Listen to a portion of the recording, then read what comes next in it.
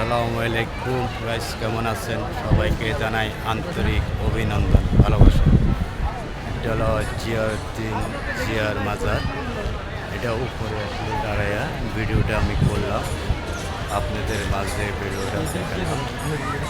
এটা জিয়াউদ্দিন মাজারে পরে মাজারটার সামনে, তাই ভিডিওটা প্রত্যেকে আপনাদেরকে দেখাতে চেষ্টা করতেছি।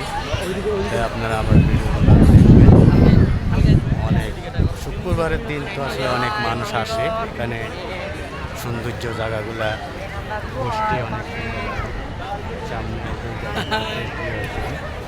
হাসপাতালের মাঝে ওদিকে জায়গাটা অনেক সৌন্দর্য।